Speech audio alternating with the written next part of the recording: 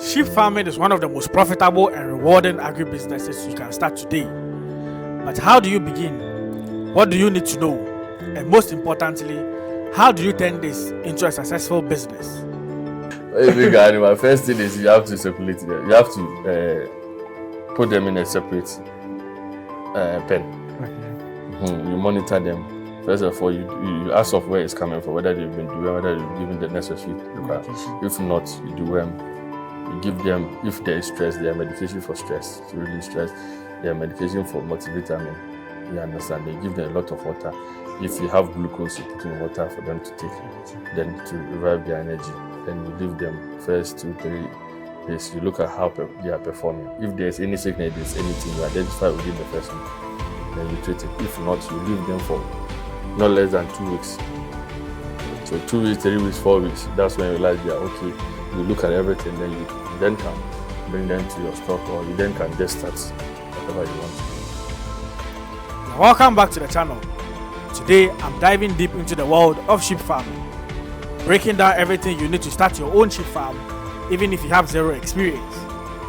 From choosing the right breed to feeding, housing, and making money from sheep farming, we've got you covered.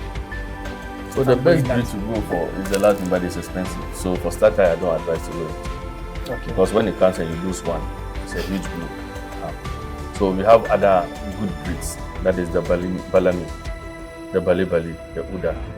Okay. You understand? Then sometimes and then the Chadian. So when they come like that, those ones they are tall. So most people say I want the tall ones. So those are the Chadians and then the Bali ones. Okay. When they come like those ones, when they are ready, it's actually fast to go. People like them, and they also grow faster. Just that the Ladoum grow bigger and the faster rate. In today's video, we are still at Nasana Farms, where Nasana is building one of the biggest Ladoum sheep farms in Ghana. I would entrench a lot of people, everybody, to try get into the livestock farming business because it's lucrative. When you look at it, when you do it very well, you get your returns. But in as much as I want people to come into it, I would have to tell you the reality on ground. It's not an easy journey. It's a tedious one. And it's a long thing. It's a long, how do you call it? Long return business. And it's therapeutic actually. Seeing your live animals around, looking at their condition and all that, it's actually good for the minds as well. So I encourage people to go into it, but you need to get the necessary knowledge that will help you. He will be sharing his insights and practical knowledge on how to successfully start and grow a sheep farm right here in Ghana. So stick around, hit that like button, and let's get started.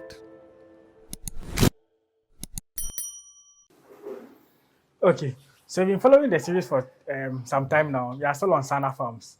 Firstly, we had a look at how he began the journey so far into the business. So we had a tour of the farm where he took us around, the breeds he has. He is mainly into breeding and does some few beefing as well. So he took us around the farm, what he has in here. A very beautiful farm, as you can see. But in this video, we're going to look at if you're a beginner out there who want to go into the business of sheep rearing, what are you supposed to know? What you need to even venture into the business, the cost involved, capital required, anything you need to know when it comes to sheep farming here in Ghana. So yes, Mr. Sana, as you are here today, that's what we want to know. What do I need when I'm going into sheep farming? But before you start, like the video, share and subscribe so we all grow together. The goal is to reach 50,000 subscribers, 100,000 subscribers before the year ends. So please subscribe and let's go together. Okay. So, Mr. Sana. Okay. So what you need at first is available land. Okay. Then you should have the financial muscle, because that is what is going to kickstart after the land. Okay. So you need to take consideration of land, the type of structure you'd want to go, the type of you then look at feed. So mostly I plan and advise people to have a stock of 6 months or more feed before even going for the breed that you want to start. Okay. So when you have the feed, and then the next is to get the breed. After getting the breed, we get the medications. So get medication, probably get a vet. You understand how it will be around. And then for that, you can kickstart. So when it comes to the land, you have to look at the environment, as I spoke earlier on. The type of land you need to get. It doesn't have to be undulated and all that. So you need to know how to do it, and then you structure the land according to. You understand? So then the planning of the structure comes in. After the plan of the structure, we look at the feeding, the type of feeding, getting the right feed, plant, whether it be in planting or you buying, just how to stock so that you'll be ready. Because when you start, you wouldn't want to be putting in extra money anyhow. You understand? So that's when we go in for the breed too. Then we will look at you, what you want to do, what type of breed you want to go into, give you the narrative, the different types of breeds and all that, how to handle them and all that. So I always advise to start small, but you can do a structure of what you would want to envision, the vision that you want. So you do more or less like a huge structure or a bigger structure, then you come in with a small number. You understand? So that will help. That'll be from like at least the start. Hey, you check my address. So that will help you in so many ways because you have extra rooms. When things are happening, you know how to handle all those things. So when you get the feed, then you get the breeds. When the breeds come in, then left with you to know how to manage the animals. You understand? So once you are managing the animals, then you come back to feeding again, stocking ahead of time. Okay, so the first 6 months one you have now, you have to like start so that you'll be feeding them once you're arranging for extra feed. Okay. You understand? That's why I said the feed constitutes more than 70%. Yes. So imagine. So money. Other than that, you realize that every day you need 100 cedis, you need 200 cedis to buy feed, you need 50 cedis. You are not calculating. Yeah. If you should tally all those down and then it gets to a time that you need to sell your offspring, you realize that you are not meeting your target. Okay. You get it. So after that, then that's when the advice will come in as to what you experience on your farm when you bring in the stock. Your medications you need to get. There are certain basic medication you need to have. Okay. That you can learn and you'll be administering that. But when you get to serious situations, that's when the vet comes in. So more or less like deworming, administering multivitamins, you understand? Managing ticks, managing small, like your environment actually when you do it right. Ticks, you made mention of ticks. Yeah, ticks actually are they count on all livestock, but your environment determines. Oh, okay. I've never experienced ticks, but I've seen farmers that have experienced ticks because of how the environment is. You understand? So we regular bathing Of the animals. We prefer bathing them like each one. Okay. There are other systems where you dip them in solutions that will cure all those or will just prevent all those other things. But we prefer bathing them, no matter the number. Okay. You understand? You bath them where you apply the medication. This animal likes me. Okay. So basically, these are things that you need to consider. Bear in mind, get somebody that has the experience to guide you through. Don't just be thinking you've watched enough video or you've watched enough things. Yes, the video have taken you to a certain level, but you need certain guidance. You understand? Somebody with experience will tell you, no, when I did this, it wasn't a success. You try and do it this way, but when I did that, it was good. You understand? That is far better than you just applying what is being said. You get it? Even though you'll be facing challenges, but when you have somebody that will guide you small, it's good. I get you. So basically, that's so what let's break it down a little bit. So speaking of breed, so I know you are doing the breeding, like breeding them here. Someone can be going for fattening. So when I'm going to breeding, which breeds should I look out for? So the best breed to go for is the Ladoum, but it's expensive. So for starter, I don't advise to go into. Okay. Because when it comes and you lose one, it's a huge blow. So we have other good breeds. That is the Balami, the Bali, the Uda. Okay. You understand? Sometimes and then the Chadian. So when it come like that, those ones they are tall. So most people say I want the tall ones. So those are the Chadians and then the Bali ones. Okay. So when they come like those ones, when they are ready, it's actually fast to go. People like them, and they also grow faster. Just that the Ladoum grow bigger and the faster rate. Okay. You understand? So the duration that you take for the other ones, it won't be the same duration. That's the difference. So, and business-wise, it's advised to go in for the best breed. So that's why the Ladoum are the most expensive. Okay. breed Sure. in Can you Africa. give us an average, like how much they cost? Like, for Ladoums? That's what I'm telling you. Depending on where you are getting, depending on. I know somebody that had it for like $10,000. Oh. Yes. And this like Something. it's like matured one or just like I think it was a year. 6 months. Okay. Yeah, a year. It's not about the age. Oh. Okay. A smaller one might be expensive than an older one Hey. because of the potential of the smaller one. Okay. You look at the parents and you know that okay, this baby is going to grow very big. Somebody will not even let you grow, look after it for like 3 months. You tell you after 1 month you're sticking it. And if you see a 1 month old animal, you realize that it has potential. You look at the qualities. The qualities where we look at. So Ladoums are very expensive. You understand? So and thankfully you are bringing them small to Ghana so that we understand. Yeah. So they are actually expensive, but it's good when you have them for breeding. So you have a Ladoum, you look at a very good Bali or Balami, then you crossbreed. When you get a male, sell them. That one you can give it to for meat because it grows faster. Has the meat is Heavy. heavy. Then you sell that one. Get it? Okay. So but you'll be maintaining the pure ones and then you'll be selling the crossbreed ones. Okay. So if I'm looking for beefing, should I go only for only males or I can go for females as well? So when you're going for meat, advisable go for male. Okay. When they come, there are food concentrates that you need to give them within short period of time. They grow big, then you sell them off. Okay. You understand? So that one too, you look out for the ones that have potential of growing faster. You have certain features you look through for fattening. You get like 50 of them or 30 of them. You bring them in. By 4-5 months, you realize that you yourself will see the changes. Okay. So 6 months top most, you sell them out. You might get 2 or 3 times your price. Interesting. Yes. So Someone might go for like the thing is the secret is buy it with like you can get a younger one that you are coming to fatten with potential around 4,000. Cedis, right? You're talking Yes, cedis. 4,000 cedis. But when you are going to sell it, you might sell around 10,000 cedis. Okay. Like in 6 months time. Yes. So it makes sense when you feel it right. You understand. You see the potential. Yes. But for the Ladoum, basically is for breeding. Breeding. That's the best because one of their for price. Because you might buy some at 3 million CFA, 4 million CFA. So 4 million CFA, if a million CFA is 25,000 cedis, 4 million CFA is how much? That's 100,000. Wow. You see, if you get it at 3 million CFA too, maybe that's around 75,000. Yeah. Or if you get it at 2 million CFA.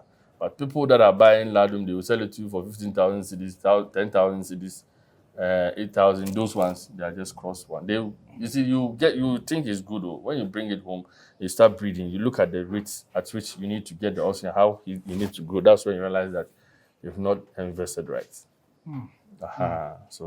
So if I'm going for beefing, supposing, you said apart from Ladoum, I can go for any other. No, yeah. You can go for it. You can because for those ones you already go for matured ones. Okay.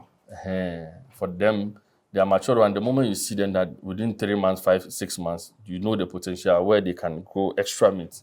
You understand. There are certain things you look out for. So those one, but don't go for West African draft to go and do fattening. That will not help investment. That will never help you. You understand? Okay. So you go in for Balami or Bali or Uda or Chadian or Sudanese. Those ones, when you go in for fattening, you get your money. That's the best one. Okay. So the next one is, if I'm going to buy a sheep, what do I look out for? Okay. So there are features a lot. Okay. So you look at their standing, their feet, the way they stand. Okay. The symmetry has to be right. The least thing you see, the least crooked thing that you see, don't there's something wrong with it. Look at the standing. You look at their height and their weight as well. You understand? You look at the excess skin that they have. That can accommodate extra meat and all that. I like the one you showed, you're pulling, showing that there was stretchy. Yes. So they are features. So you look at their neck structure. You look at their head structure. Actually, a lot of males' head structure determine their body. Okay, so like this one, like this. You see it has a slender face. Look at the body; it goes straight, like it's long. The other one has a broader head. It defines the body. Okay. You understand? So there are a lot of features you just have, but through experience, when you start getting them, you realize you get to see that. You can easily identify. Yes, you can easily identify, and that's how it is. because you are going in for matured ones that already you already have the features, so it's easy. This had the Go away. So it's easy. So it's easy for you to be able to identify because it's already matured. You understand? Okay, and if I'm starting out and I'm buying, do I go for small ones? Do I go for big ones? Do I go Depending on what you want to do. Okay. Are you going for breeding? Depending on the money that you have to. Okay. You understand? So when you are going for breeding, you look at younger ones that are almost on the verge of being able to conceive. Okay. The younger, stronger ones. Those ones can take you for long. You understand? And then the males too, you look at probably a year old. Those ones, it depends. Somebody, you go and see a very good one that is around 6 months or 4 months. You can carry it because when it leaves you won't get it again. Yeah. So try and get it. So sometimes you get a year. That one, when it comes, is just servicing the females. Okay. Mostly don't be going for older females, even though they have a good record of giving birth and all that. The tendency of them not being able to go 3 or 4 years is high. Okay. When you have a younger ones, those ones, quarter by There's 3, potential. there's potential. By 3 or 4 years, you've been able to scoop or be able to get your returns. You understand? Okay. Even before they become, you've already gotten what have you gotten. Then you can sell the mother stock as well. So would you advise someone if I want to go into sheep, let's say I've been inspired, would you easily direct me to go for breeding or beefing? So I will advise you to go for them both. Okay. So that you have experience on the fattening, you have experience on the breeding. Because when you breed, you get to a certain time, you have to fatten for markets. Okay. You understand? The way we feed them for breeding is different from the way we feed them for fattening. When you overfeed a male for breeding, you might not perform well because you'll be fatty and then It's kind of lazy to cross. So there's a way you have to feed him. But when you are not going to breed them, you are not going to use him for breeding. That's where you give him all the necessary protein for fattening so that you can sell him off to the market. That's how it is. So let's come to feeding. In terms of feed, I know you've spoken about it a bit about hair, but what do they mainly eat? And how many times do you have to feed them? Okay, so you have to. They get familiar with how you feed them. Okay. So we give them greens. We give them grains as well. The grains, and we give them like extracts. Let's say the mulch that you are talking about. So we look because we are doing urban farming. We look around all the things. We go to mills, the leftovers. We look at the grains that they've been able to, process. And the leftover of maize, millet, and all those things, we give it to them. Okay. When somebody cultivates his maize, when somebody cultivates his groundnut, the groundnut hay, it's actually a very good source of protein for them. Oh, okay. Soya bean is a very good source of protein for them. So we have leguminous plants that we go in for potato leaves.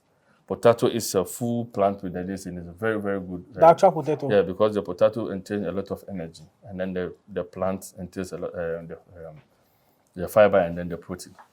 Okay. So if you give them the potato leaves, it's very good. We ensile that. We do silage with that. Oh, okay. That's the best one to do. Yes, you can do silage with it, or you can feed them fresh. And then if you are not going to use the potatoes, if you want them to have the energy and everything, just give them the entire plant with the fruit. Fruits on it. Yes. It's good for them. Yes. So that's a different aspect. And then you grow your the grasses, different type of grasses. We have the grasses. We have the alfalfa. Alfalfa is a legume. We have the Chloris Guyana. We have the how do you call it? The brachyra they are talking, and the brachyra actually is in one brachyra. It has a lot of types. Oh, okay. Mulatto 1, mulatto 2, mulatto 3. I know customers they eat those ones, so this one to the Alice. Yes, good for them. They are all ruminants, so they are herbivores. Okay. So they take the same food. You understand? So Chloris Guyana. So we have the legumes. We have lab. We have the centrosema. So there are lots. Okay. You understand? So you should know the ones that you pick. You can't just be feeding them only grass. It won't work. You have to blend it. You can't just be feeding only. You just have to know the structure. You just have to know it. But you know that one grass doesn't feed an animal. You have to be variety. It's like you have to get a balanced diet for them. It's get like you. you just go into market and buy only rice. Eating rice every day. It won't help. You understand? You need rice, you need protein, you need meat. You understand? You need certain things. Hey, This go animal ahead. today, it's like he likes me, pa. So that's how it. So it's just that people need to know. I've seen people, a lot of people selling seeds and all that, but they don't actually tell the people the truth. I don't know. Probably The they don't bacteria know. one, or which one? No, the other this thing, seeds. Oh, okay. They probably they themselves don't know. They've identified one plant and they think it's enough for the animals. No, Okay. they need to know the group of grasses. You understand? They will have the ones that have biomass. The biomass is the leaves, how much leaves it will give you. You understand? So we have them. Then the ones that you cut, it gives you volume. Okay. And the grass, we have the legumes too. We have the ones that also have volume. So you combine the legume and then the grass, I give it to them. give to them. You look at the dry matter, you do your silage, you do your hay. Okay. You know how to combine and give them. You have your grains, you give them. You have your minerals, you give them. So all those ones are Uh-huh. important. Very, very important. Interesting. So one thing, if I go and buy the animal from my farm and I bring them fresh to like my farm, what do I need to do with them? It's the day, so easy. When you bring an animal, first thing is you have to circulate them. You have to put them in a separate pen. Okay. You monitor them. First of all, you ask of where it's coming from, whether they've been doing, whether you've given the necessary requirement. Medication. If not, you do them. You give them, if there is stress, their medication for stress, to relieve stress, their medication for multivitamin. You understand? They give them a lot of water. If you have glucose, you put in water for them to take, Energy. then to revive their energy. Then you leave them first 2-3 days. You look at how they are performing. If there's any sickness, there's anything you identify within the first week, then you treat it. If not, you leave them for not less than 2 weeks. Okay. So 2 weeks, 3 weeks, 4 weeks, that's when you realize they are okay. You look at everything, then you then can bring them to your stock, or you then can just start whatever you want to do. Okay. Okay. So at least it's good that when you bring them, just introduce them No. straight. You them wouldn't know what aside they are there. bringing. Because when they come to, don't quickly go and then bath them. Leave them like that. Let them rest very well. When they are okay, that's when you can actually bath them too. Yes. Okay. Those are crossing and giving birth. When they, like, at what point in time does a female become like on heat for it to be Okay, crossed? so And when they are always pregnant, they to how come long? on heat every 14 days. That's Wait, more or 14 less. days? Yes, that's more or less like 2. But it doesn't 2 last weeks, long. 2 weeks, 2 weeks. Okay. It's like 24 hours. Then that's it. You have to wait for the other 2 weeks. Yeah, so it depends too on the success rate. The male might cross, but it doesn't become as successful. So it has to, when the next time she comes on heat again, then But there are certain scientific things. There are protocols that have come that where in advance, or they make sure they bring all the females together, apply those things. They all come on heat at the same time. You introduce a male to them within 24 or okay. 48 hours. They've crossed them. They've crossed them. So They there's take something that them they around. use to make sure the females come on heat. Yes, because it revives their, how do you call it? Hormones. Okay. And how long does it take when it's pregnant to give birth? So it takes them 6 months for sheep. Oh, 6 months. For goats, it's 5 months. For cattle, it's a A year. year. Let's say 9 months. Okay. Okay. And they give birth. You said they can give birth to twins, one, Yes, one even or 3. two. Yeah, sometimes 3, or sometimes if you are lucky, depending. But it hardly happens 4. But those ones, as I told you, they are critical. The babies come in because of fighting for survival and fighting for nutrients and all that, food in the mother's stomach. They don't come out huge. But when they are good genetics, they pick fast. When the mother have enough milk, that's it. Okay. Within the first 3 months, you see how they grow. Interesting.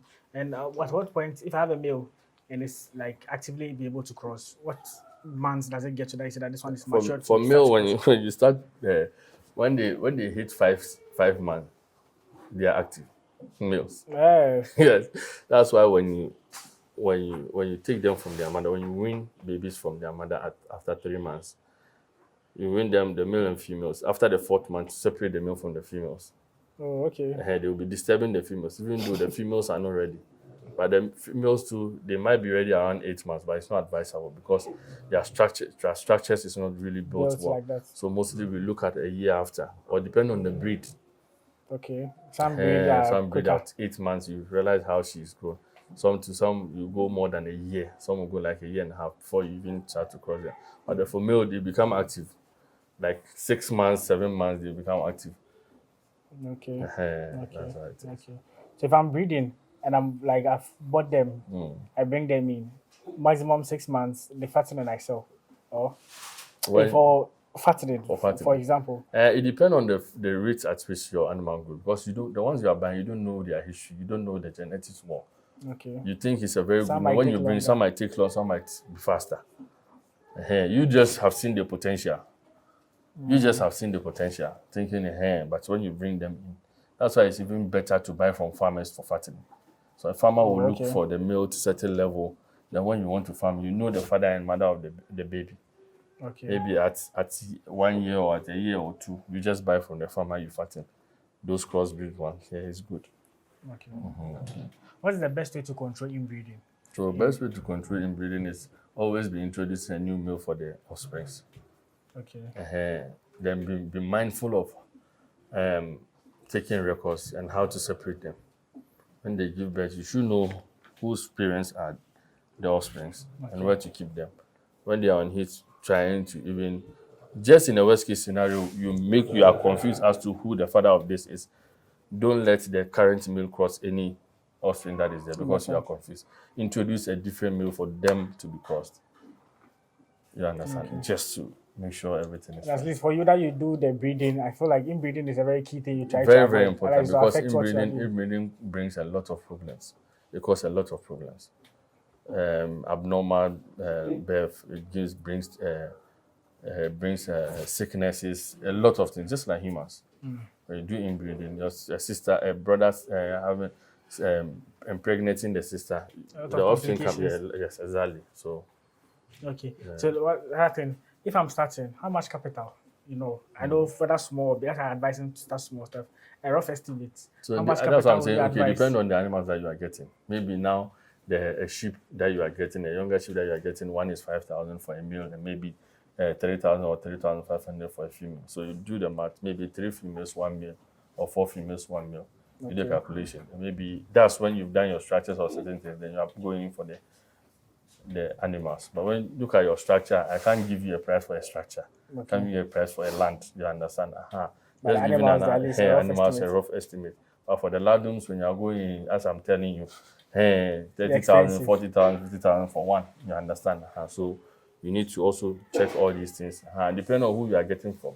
You might have a friend that has animals. When you go to him, even 2,000, he might consider and give you because you are starting.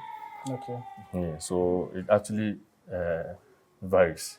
I also look at marketing. So market for this animal, the sheep. Yeah. If I'm doing them, who are the main source of markets? Because one would think maybe during the salad time that maybe they come and buy sheep. So what people don't know is that traditionally people come for animals. Like a lot of people come for animal for prayers. Pastors want animal sheep. Traditional how do you call it? Men want sheep. So when you have a very good sheep, the thing is try and contact your be friends with other farmers and then market people. When they know you, anytime you call them that you have an animal, the people at the market, any given time you call them you have a sheep, They'll come. they'll come for it. Especially when they know you are breeding it yourself. They hardly get those ones. So the moment you tell them, they know the price of those ones are different. Call them, they'll come for it. Okay. But those ones, they are sneaky. If you don't take care, they'll always be quoting Unnecessary prices. That's what I think about them. So, but when you get to understand, you realize that it's fine. There's good market for. So if I'm cattle, starting, sheep, as you and said, goats. even 5,000 for like 1, 3, and 1 male. So like 20,000 cedis for them. It will be more than that. Uh, Let's say you are buying one sheep for 5,000. Females, how many are they? Are you buying for? Is it 4,000 or 3,500? okay. How many are you buying? You understand? That's unless you know. I'm just giving. I just these are rough estimates, I yeah, just I get don't it. like giving prices because it varies. You might go in for a very good breed, then maybe the person will sell it for 7,000 for the male. The females will be selling it for 4,000 for you, and they are very good. They are very good. Genetics. When you bring them and you have the offsprings, you can easily make your money. Okay. You understand? So that's how it is. So I don't like giving figures. Figures for people. I don't like giving figures. Someone will say, "Oh, Charles, let me help us with estimates." So I know, say if I can afford, I can. That's what I'm saying. You just need to know the market price of animals. Okay, which you've given us at least 5,000, 4,000. So it ranges. So the females, very good females, start looking at 4,000 upwards. Okay. The males too start looking at 6,000, 7,000, 8,000. You understand? Depending on where you are getting it. That's how it is. Okay. Don't look at the price of of what you are starting with, because if you want to go for 2,000, 2,500, 3,000 mil, my friend, you come and then you want your 3,000 back. It's hard for you to get. That would be like a bad investment. I think you are cutting corners, but it's a bad investment actually. Yeah, so it's better you just go in for the very good ones. Okay. So if there are people who watch you on social media who say that they want to go into the business, they are interested in starting. For any advice for new people who want to venture into the business, what would that be? I think it's passion. First of all, you have to have the passion, because if you have the passion, there are a lot of things, challenges that comes with it that you would want to do. So many challenges. But if you have the passion, it actually will keep you going. Okay. That is very important. I think the passion is, and then the money. You understand? Then you need to know people so that you'll be encouraging each other. The progress of somebody will encourage you, for you to know that it's possible for you to also, go into it. These are things that will encourage somebody for you to go into it. But doing it alone in your own corner, when you start having challenges, you're on your own. It will discourage you for it to go. It's just like any other business. There are ups and downs to it. So you're saying just... Yes. So you have to. So you have to have passion. Yes. A lot of resources. Yes. Then you keep on learning every day in the out. Visit other farmers, go and then learn from them what they are experiencing and all that. Even though if it hasn't happened to you, just have that knowledge down. And then keep on research on all aspects, being it feed, being it medication, being everything, so that you improve yourself. That will help you, and then you realize that you'll be doing good. It will let you stay in the business. Okay. But the capital part, so you said if I'm buying roughly an animal, like at least the estimate you could help give is if only the animals, at least for now, that market price are like 5,000, 4,000, 7,000, even some meals, right? Yes. Very good meals, very good ones, that homebred, like people that have very good ones. That's what I'm saying. 6,000, 7,000, 8,000, depending on the size, depending on how the pedigree of the animal. The females, very good females. I just don't want to be quoting under. Looking at 4,000 upwards. Very well tracked. Yes. So that those ones can give you what you want. Okay. And those ones they'll be like 6 months to 1 year. Those are above 1 year. Okay. Those are the youth.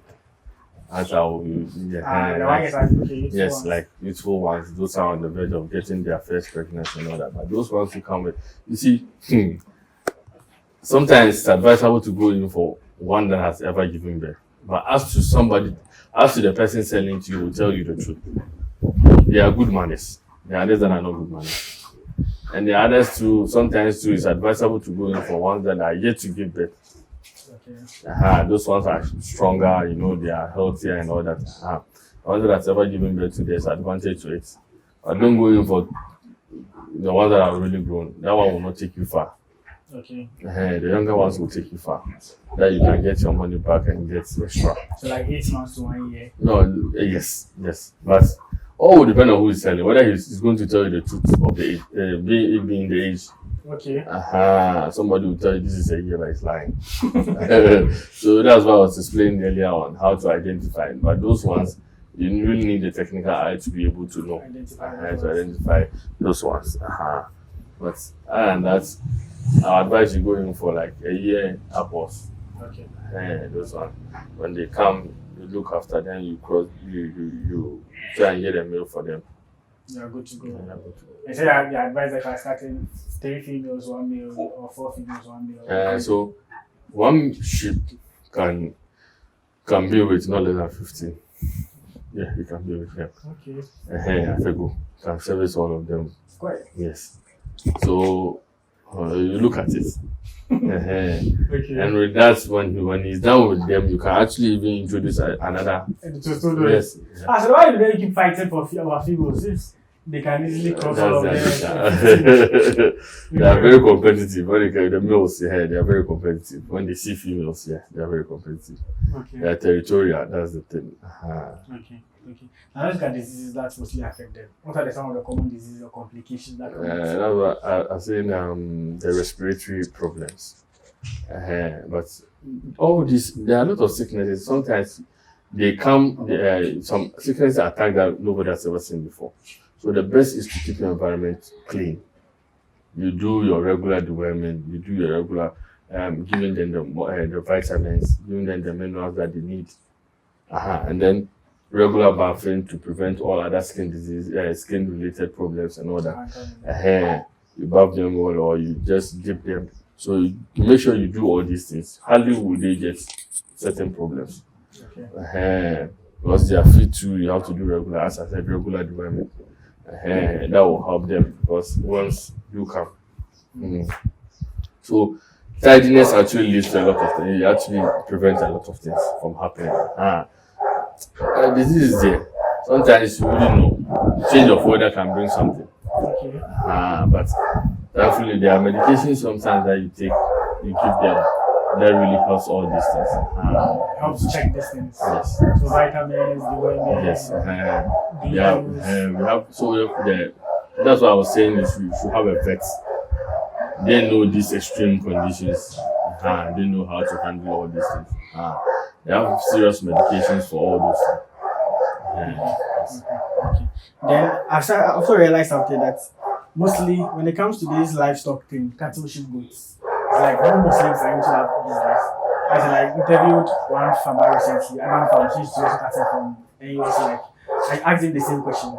That's why is it that when it comes to livestock, most Muslims are into it most of the time, as compared to like other types of farming like crops and other ones. So mostly guys are focused on livestock farming. So it's from the teachings of the Islamic teachings. So it encourages livestock farming. Okay. So and a lot of things that are being done, showing compassionate to animals, God also show compassionate to you. And then God rewards you whilst you are feeding people as well, even though you make money out of it. So we look at the teachings, look at all the other prophets that came, they have certain connections with the animals, you understand? So, and it's a business that has some spiritual benefits attached to it as well. So mostly because the Islamic teachings encourages those things. That's why people also love to venture into it. You kind of, you are taking care of lives. Yeah. You understand? You are taking care of lives, and then you are feeding people as well. So it kind of has its own benefits spiritually. So the teachings encourages these things. That's why I think a lot of Muslims end up getting into it. Yes. Nice. So as we wrap up, any final messages today? I know you spent most of your time. At least you've done the first one, we started with you, a farm tour, and finally this one for people who want to start. Any final message you have for my people watching us? Okay, I think I would entrench a lot of people, everybody, to try get into the livestock farming business because it's lucrative. When you look at it, when you do it very well, you get your returns. Okay. But in as much as I want people to come into it, I would have to tell you the reality on ground. Okay. It's not an easy journey. It's a tedious one. It's a long thing. It's a long, how do you call it? Long return business. Okay. And it's therapeutic actually. Seeing your live animals around, looking at their condition and all that, it's actually good for the minds as well. So I encourage people to go into it, but you need to get the necessary knowledge that will help you. After you know the basics to start, you should have somebody that you rely on for extra information and all that. So other than that, it's a very good thing to go into it because there is demand for it everywhere. There's a demand for livestock. So the markets. So this, fortunately for livestock, the market is there. It's there for the work to be done. Okay. So saying the market is there doesn't mean the moment you do now, the market will appear to you. You look for it. It's not hard to come by. Okay. And compared to other businesses, actually there is a market for it, but you need to just look for it a little. That's it. You'll be good to go. Okay. One last question. Looking at how the businesses, what you say are the main challenges that come to the business? It's the main challenges. I'll say is knowledge and then feed. Okay. So the knowledge is limited in Ghana. So we need a lot of education on livestock farming. We need a lot of education on their feeding and even how to grow their feed and how to get a very good nutritious feed for the animals. Because this one actually it can, if you don't have knowledge, can really break your farm. Okay. The same way, if you don't have good food, can easily break your farm. So the knowledge is important, and the feeding is very, very important. Sure. Because the knowledge cut across how to take care of them, the medications, how to keep your environment, how to even construct your environment. Everything entails the knowledge. So when you get it right, you have the knowledge. It actually helps you on the long run. And then you know the feeding too. It also falls under it also falls under knowledge. You have to have the right knowledge. The knowledge for the right feed. How to even formulate the grains, your feed for them as well. So sure. It's basically the knowledge. That's important. That's very, very important. The knowledge is very, very important. For sheep farmers, you guys are few. Hardly really see people on social media saying they're into sheep farmers. Mostly ladder livestock, cattle around that you find, but sheep there is hard. Really tough. It's very technical. It's technical. You know, sometimes cattle, they're hardy. They might be living with a certain problem, you wouldn't even know. It will take a while before you identify. And that's why when the cattle falls down, it's hard for him to get up again. Because it's endure a lot. Before it will actually get down. But for sheep, when it starts, you know. Okay.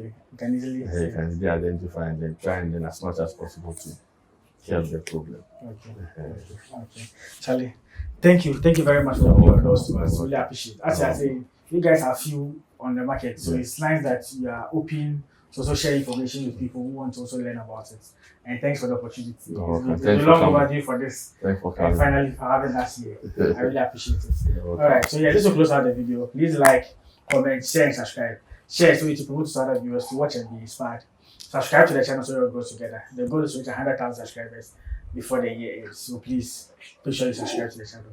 Alright, I'll see you guys in the next one. Peace out.